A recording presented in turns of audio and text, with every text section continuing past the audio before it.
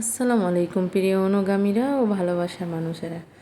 এটা আমার প্রথম ইউটিউবে ব্লগ। জানি না কেমন হবে, তো আপনারা দেখতে থাকুন কেমন হবে। তো আজকে আমি দেখাবো আপনাদেরকে একটা রেসিপি, যেটা হচ্ছে বেগুন দিয়ে ইলিশ মাছ। তো এত সুন্দর সাইজের বেগুনগুলো নিয়ে এসেছিলো, তো ভাবলাম বেগুন দিয়ে ইলিশ মাছই করা যাক। কিছু পরিমাণে ইলিশ মাছ থেকে গেছিলো এর আগের, তো ভাবলাম যে এটি দিয়ে বেগুন ইলিশ করা যাক। খুব ভালো লাগে খেতে আমাকে, তাই বেগুন ইলিশ করব। মাছগুলোকে ভালো করে ধুয়ে পরিষ্কার করে নিয়েছি, লবণ হলুদ মাখিয়ে নিলাম, দিয়ে একে একে ভালো করে ভেজে নেব আমি। তো কড়াইয়ে তেল দিয়ে দিয়েছি, এবার আমি মাছগুলোকে ভাজবো সুন্দর করে। মাছগুলো অনেক ছোটই ছিল, এর আগের দিন এমনি সর্ষে ইলিশ খেয়েছিলাম, কিছু পিস থেকে গেছিলো। বেগুনগুলো দেখে মনে পড়লো যে কি এই বেগুনগুলো দিয়ে ইলিশ করা যাক। সত্যি বলুন তো, বেগুন ইলিশ খেতে কেমন লাগে? আমার তো অনেক মজা লাগে।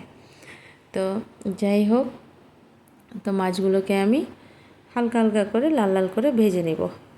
বেগুনগুলো নিলাম, দিয়ে এবার কেটে নিব বেগুনগুলোকে।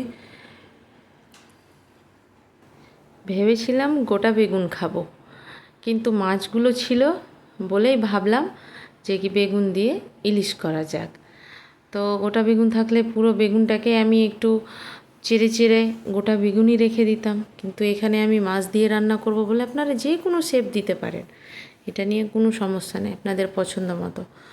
আমি একটু লম্বা লম্বা করেই অর্ধেকটা করে নিলাম বেগুনগুলোকে, এভাবে আমি কেটে নিলাম, দিয়ে ধুয়ে নিলাম ভালো করে, একটু লবণ মাখিয়ে দিব আর একটু হলুদ সামান্য পরিমাণে দিয়ে মাখিয়ে আমি বেগুনটাকে ম্যারিনেট করে নেব ভালো করে।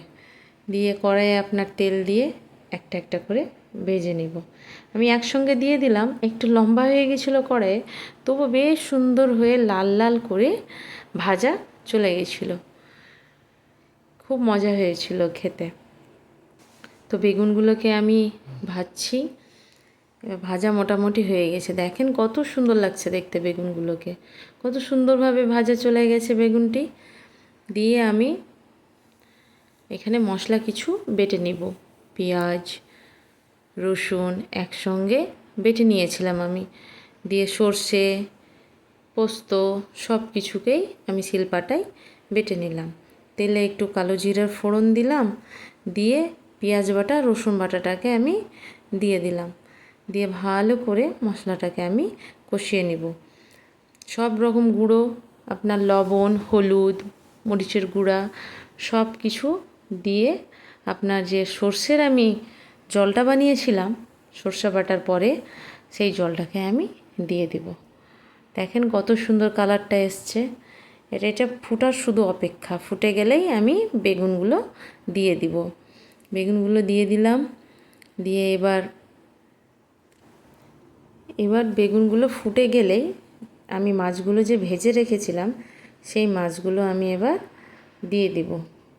মাছগুলো দিয়ে দিলাম, দেখেন এবার ঝোলটা একটু কমে আসলেই আমি পোস্ত বাটাটা দিয়ে দেব। খুব সুন্দর হয়েছিল খেতে, আপনারা এভাবে ট্রাই করবেন, খেয়ে দেখবেন অনেক মজা লাগবে। তো আমার ভিডিও কেমন লাগলো আপনাদেরকে প্লিজ একটু কমেন্ট করে জানাবেন, কারণ আপনারা কমেন্ট করলে আমি আরও উৎসাহিত হব ভিডিও বানানোর জন্য। আল্লাহ হাফিজ।